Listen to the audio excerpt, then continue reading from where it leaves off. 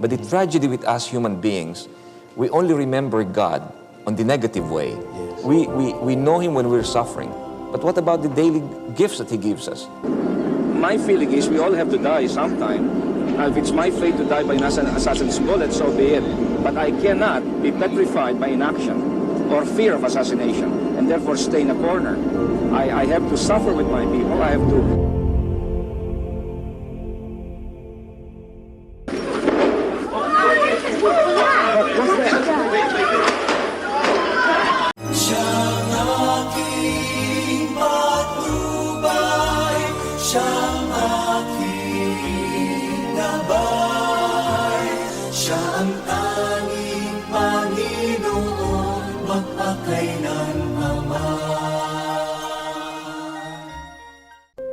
Benigno Simeon Ninoy Aquino Jr.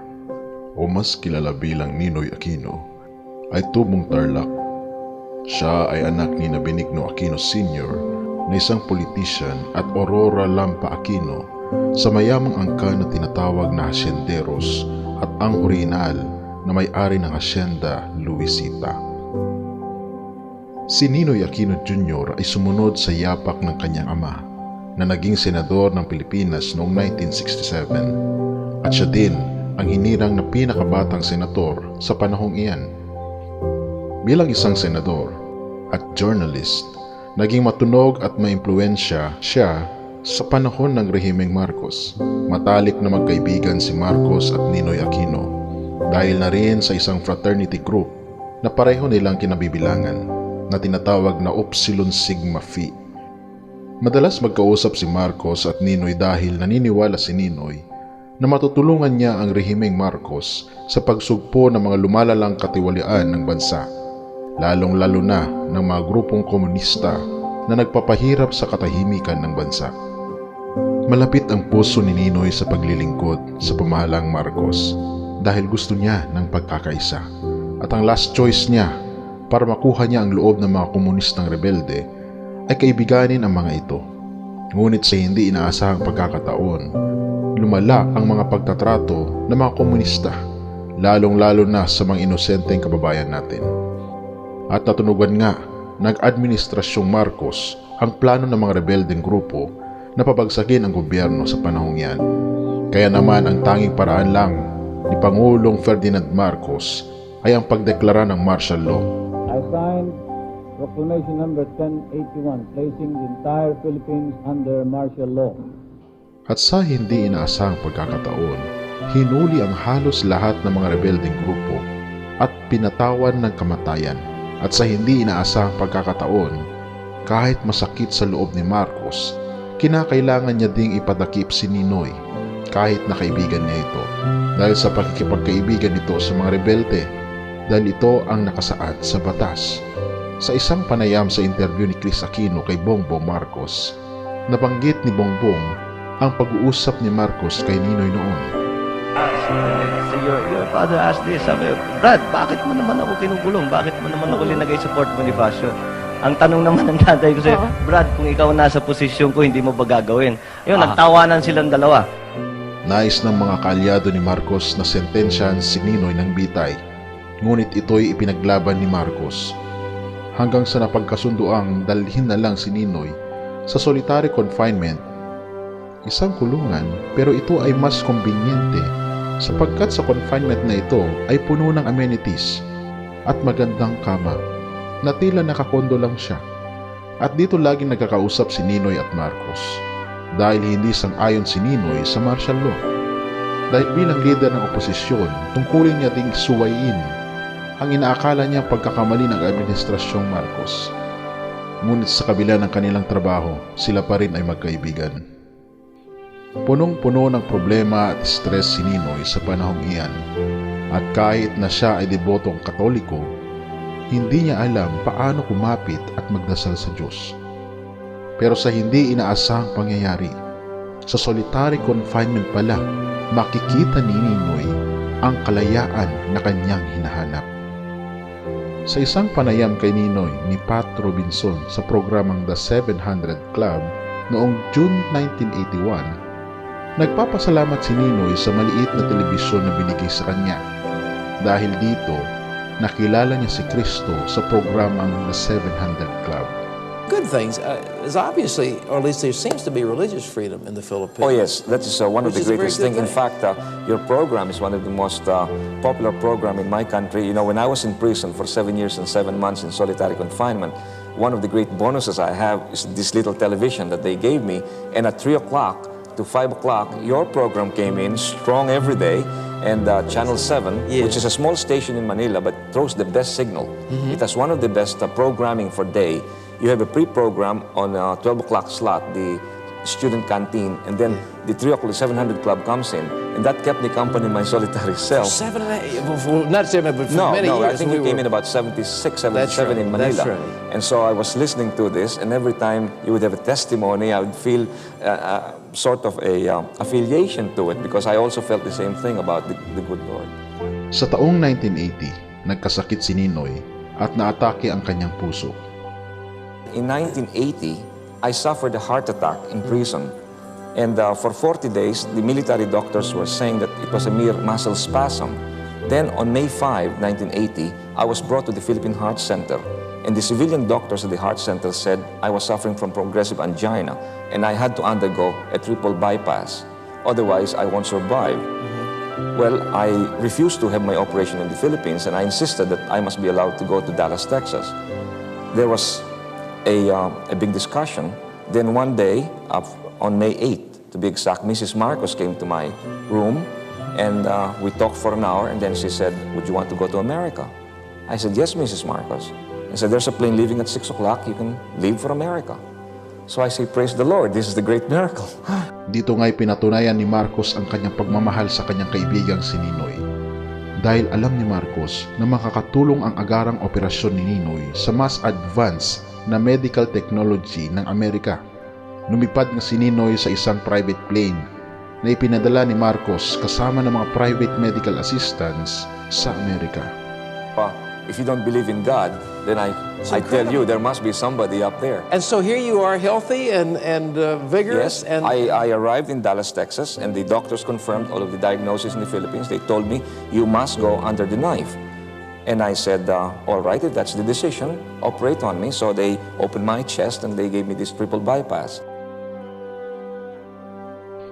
Isa sa mga tinitignang sanhi na pagkakaroon ng sakit sa puso ni Ninoy ay ang kanyang fasting ng 40 days and 40 nights. Ito'y base rin sa ginawa ni Jesus para magkaroon siya ng kalakasan ng pananampalataya. Now, some doctors said that I developed this angina when I went on a hunger fast in 1975. I fasted for 40 days and 40 nights and I lost about 60 pounds. And that apparently started the whole process of my cardiac deterioration. Naging successful nga ang operasyon ni Ninoy dahil na rin sa matinding pananampalataya niya sa Diyos. Hinayag pa nga ni Ninoy Aquino kay Pat Robinson sa nasabing programa ang kanyang spiritual journey kung paano niya mas nakilala ang Panginoon. tell me about your relationship with the Lord in this solitary thing. Something unusual happened Pat. spiritually to you. Well, you know, I'm a Catholic. I was born a Catholic, and 85% of the Filipino people are Christians, as you know that. But we never really read the Bible as Catholics. I don't know why. And we were instinctively Catholic. We believed in God. But as a young man, I had no time for God. I was too busy with my politics. I was moving on, and I thought I was self-contained. I thought, you know, on my own steam, I can make it. I only went to God when I needed His help, when the votes were coming in, and I'd say, "Dear Lord, help me." But when the votes are in, I forget the Lord. But when I was placed in deep solitary confinement, nobody to talk to, I became desperate. And here I started to question the fundamentals of my belief. Firstly, is there really a God? I began to doubt that. I said, if there is a God, why should I be here? What have I done? Why are the crooks all out? And so I asked the second question, was there a God when the children were gassed at Auschwitz, at Buchenwald, at Dachau? Where was He? Where is this God? And people are dying in the Sahel. And that was the doubt that assailed my mind. But then I felt, there must be a God, because then all of this suffering will be useless. I mean, if I'm suffering like this and there's no God, who will ever reward me? Who will ever pay me back? So there must be a God. So I felt then, maybe it's a fool's consolation. I had to even invent him if there is no God, because that's the only way you can survive. Without him, Pat, you'll never make it. And as St. Paul said, I'm strongest when I was weakest. And I became strongest when I was down there on the floor, in solitary confinement, alone. And it's only when he came to me that I really felt strongest. And therefore now, I have survived all of my vicissitudes because I know that there's this God interceding for us. Isa pa sa nakatulong kay Ninoy na makilala si Kristo ay ang libro ng isang evangelical Christian author na si Charles Colson na naisulat noong 1976, ang librong pinamagatang Born Again. The book that really encouraged me to go into deeper thinking is Chuck Colson's Born Again. Oh, yes.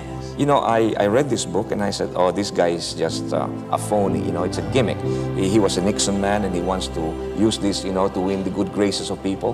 And I read this, but the more I read it, and I saw it there, he said, if you sit down with a yellow paper and write down your blessings as against your heartaches and frustrations, you will always know that you're always ahead. But the tragedy with us human beings, we only remember God on the negative way. Yes. We know Him when we're suffering. But what about the daily gifts that He gives us? The family, the children, the food, employment. We don't count that. So it was Chuck Colson who opened up my mind to this. And then I saw him in your program. So I started reading. So one day I was flying from Boston to Washington. And here's this man sitting down beside me in the plane. And I looked over and I said, excuse me, are you Mr. Colson? He said, yes. How did you know me? I said, I saw you in 700 Club and I read your book.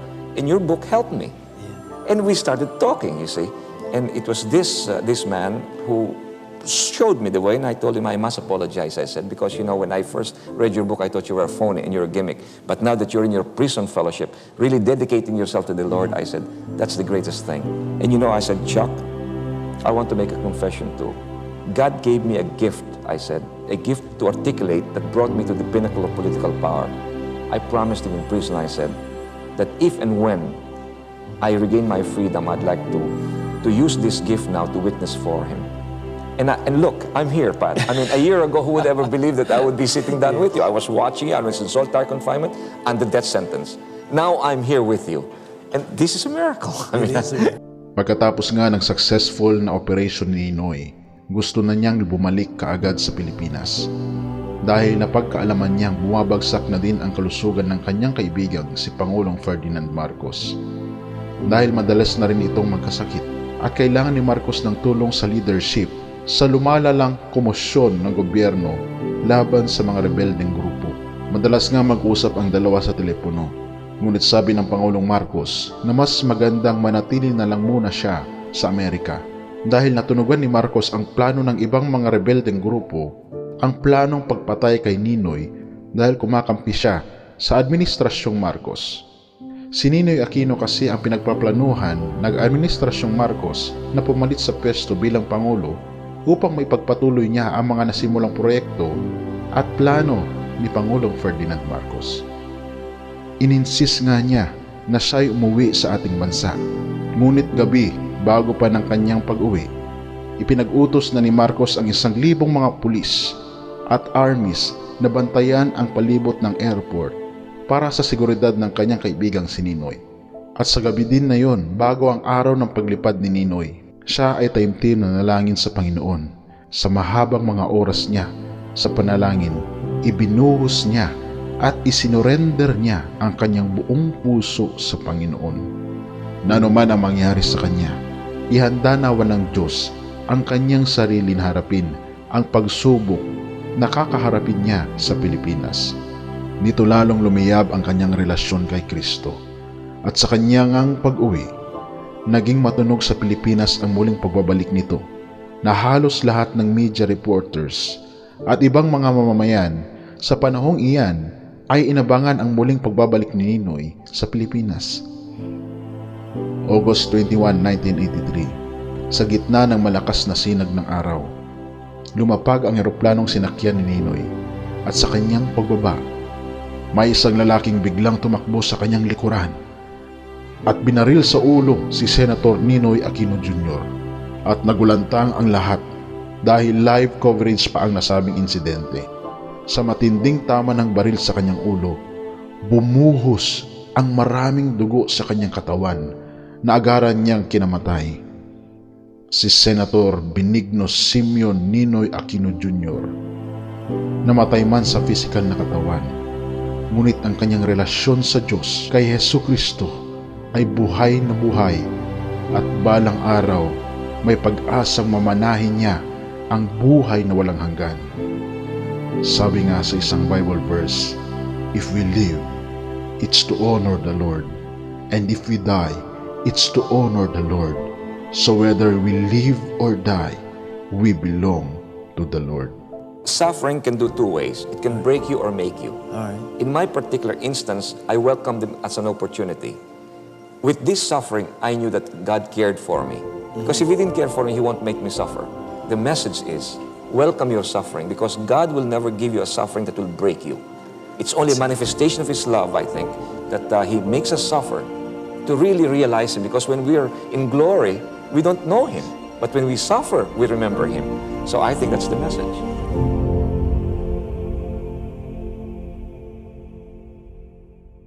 Siyang aking